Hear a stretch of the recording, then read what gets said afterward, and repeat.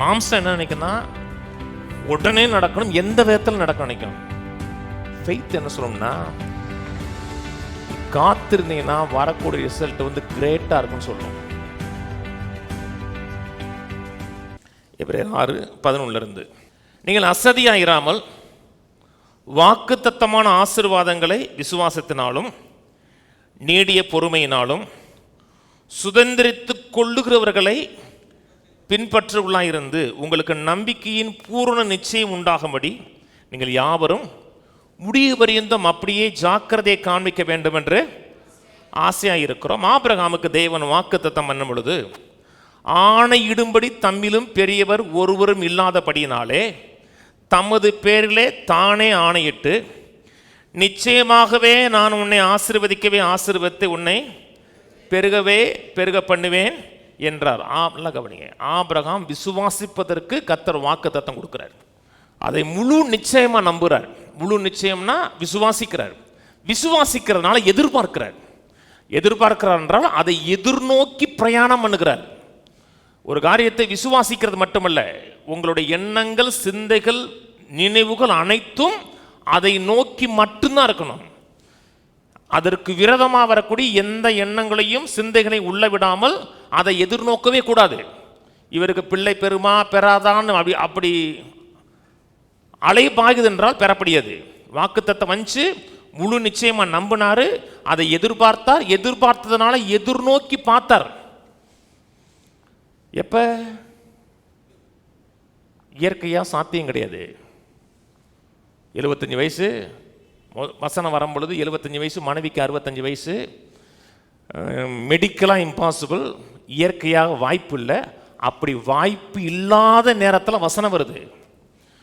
எல்லாமே வாய்ப்பு இருக்கு, எல்லாமே சாதகமாக இருக்கு அப்படின்னா உங்களுக்கு வசனமே தேவையில்லை. எல்லாமே இம்பாசிபிளாக இருக்கு, நடப்பதற்கான சாத்தியக்கூறுகளே இல்லை. அப்படி இருந்து வசனம் வருது. அந்த வசனத்தை விசுவாசிக்க முடியாத அவர் தெரிந்து கொள்ளுகிறார்கள். விசுவாசங்கிறது ஒரு சாய்ஸ், நீங்கள் தெரிந்தெடுக்கக்கூடிய ஒரு தெரிந்தெடுத்துதல். சொன்னது புரியுதுங்களா? ஒருவேளை ஆபிரகாம் நிலையில் இன்னொரு மனுஷன் இருக்கான்னு வச்சுங்களேன், அவன்கிட்ட போய் கர்த்தர் சொல்றாரு, அவனுக்கு 75 வயசு, மனைவிக்கு 65 வயசு, உனக்கு அடுத்த வருஷம் பிள்ளை பறக்குமா சொன்னார்னு வச்சுக்கலாம். அடுத்த வருஷம் விட்டுருக்கேன், அவனுக்கு பிள்ளை பறக்குங்கிறார். அவன் என்ன சொல்லுவான்? நான் இதை நம்ப மறுக்கிறேம்மா, நான் விசுவாசிக்க மறுக்கிறேன். ஏன்னா இது வரைக்கும் அந்த வயசில் யாருக்கும் பிள்ளை வந்தது கிடையாது. அதுக்கும் 90 வயசு பாட்டிக்கும் 100 வயசு தாத்தாவுக்கும் பிள்ளை பிறந்ததற்கான மெடிக்கலாக கிடையாது, சயின்டிஃபிக்கலாக கிடையாது. ஒரு மெடிக்கல் மிராக்கிள் நடந்தது கூட நான் பார்த்தது இல்லைம்மா. அவன் என்ன சொல்கிறான்? நம்ம விசுவாசிக்க மறுக்கிறான். ஆபிரகாம் விசுவாசிக்க மறுக்கலை, ஆபிரகாம் விசுவாசிக்க தெரிந்து கொள்ளுகிறார். நான் சொன்னது புரியுதுங்களா? ஆபிரகாம் அன்னைக்கு விசுவாசிக்க தெரிந்து கொள்ளலைன்னா இந்த புத்தகத்தில் ஆபிரகாம் இருக்க மாட்டார். ஆபிரகாம் பதிலாக வேற யாராச்சும் இருப்பார்.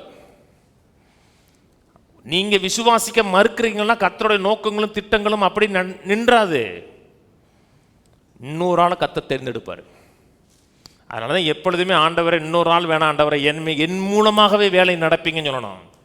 எதுக்கு இன்னொரு ஆள்? ஆண்டவரை நான் இருக்கேன், நான் அவைலபிளாக இருக்கேன், என்னை கொண்டு நீங்கள் என்ன சொன்னீங்களோ அது என் மூலமாகவே நிறைவேற்றுங்கணும். விசுவாசிக்க சில சொல்கிறாங்க இல்லையா, நான் விசுவாசிக்க மாட்டேங்கிறாங்க இல்லையா? விசுவாசிக்க மாட்டேங்கிறதெல்லாம் சத்தியம் கிடையாது. நீங்கள் விசுவாசிக்க தெரிந்து கொள்ளவில்லை. அவர் தெரிந்து கொண்டார், எதிர்பார்த்தார், எதிர்பார்த்ததுனால எதிர்நோக்குனார். அடுத்த வசனம், நிச்சயமாகவே நான் உன்னை ஆசீர்வதிக்கவே ஆசீர்வதித்து உன்னை பெருகவே பெருக பண்ணுவேன் என்றார். அந்தபடியே அவன் பொறுமையாய் காத்திருந்து வாக்குத்தத்தம் பண்ணப்பட்டதை பெற்றான். வசனம் வந்துச்சு, விசுவாசித்தாரு. அடுத்த வருஷம் விசுவாசித்தார், அது வந்து நீதியாக எண்ணப்பட்டுச்சு, தேவனுக்கு ஃப்ரெண்டாக எண்ணப்பட்டார்னு சொல்லுது வருது. அடுத்த வருஷம் ஆச்சு, என்ன நடந்துச்சு? வயசாயிடுச்சு. வேற ஒன்றும் நடக்கல, ஒரு வருஷம் எஸ்ட் ஆயிடுச்சு. வயசு ஆகிட்டே இருக்கு. சாராளுக்கு வயசாகுது. எல்லாமே அந்த டோர்ஸ் ஆஃப் ஆப்பர்ச்சுனிட்டிலாம் க்ளோஸ் ஆகுறது மாதிரி இருக்கு. கர்த்தர் சொன்னதை விட்டு நம்ம அவர்களுக்கு ரொம்ப தூரம் போகணும் மாதிரி இருக்கு.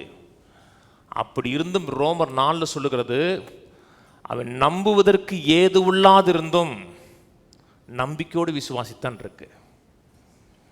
அகேன்ஸ்ட் ஹோப் ஹி பிலீவ்டுன்னு இருக்கு. நம்புவதற்கு வாய்ப்பே இல்லை, ஆனால் அதை நம்பிக்கையோடு விசுவாசித்தான் இருக்கு. அங்கே தாங்க பொறுமை வருது. 1 வருஷம் 2 வருஷம் 3 வருஷம் அந்த மனுஷன் நின்னாரு. மக்களுக்கு 2 நாள் ஆகட்டுமே, 2 நாள். சிலருக்கெல்லாம் 2 நாளில் 2 மணி நேரம் காத்திருக்க முடியாது தெரியுமா? ஒருத்தர் வர்றேன்னு சொன்னார், வர்றவள்ள அவருக்கு ஏதோ ஒரு சின்ன பிரச்சனை, வர முடியலன்னா ஃபோனை பிடிச்சி தாளிச்சிருவாங்க தெரியுமா? எங்கே எங்கே எங்கே எங்கேன்பாங்க.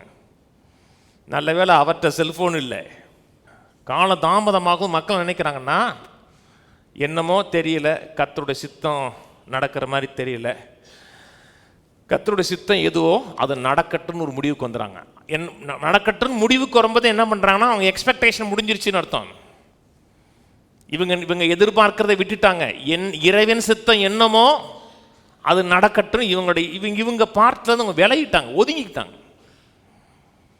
கர்த்தர் சொன்னது சத்தியமா? எவ்வளோ நாளைக்கு சத்தியம்?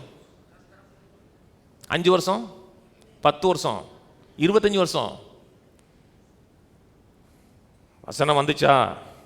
விசுவாசிக்கிறீங்களா? எதிர்பார்க்குறீங்களா? அப்போ அது எதிர்பார்ப்பு உங்களுக்கு இருந்துச்சுன்னா என்ன இருக்கும்னா எக்ஸைட்மெண்ட் இருக்கும். 1 செகண்ட் கூட அப்படியே கன்னத்தில் வச்சு இப்படியே உட்காந்துடக்கூடாது. அப்படின்னா கப்பல் மூழ்கிட்டு இருக்குன்னு அர்த்தம். 1 செகண்ட் கூட விடக்கூடாதுங்க. மாம்சம் என்ன நினைக்குன்னா உடனே நடக்கணும், எந்த விதத்தில் நடக்க நினைக்கும். ஃபெய்த் என்ன சொல்லணும்னா நீ காத்திருந்தீங்கன்னா வரக்கூடிய ரிசல்ட் வந்து கிரேட்டாக இருக்குன்னு சொல்லும். வெயிட் பண்ணுறியா, வர்றது கிரேட்டாக இருக்குன்னு சொல்லும்.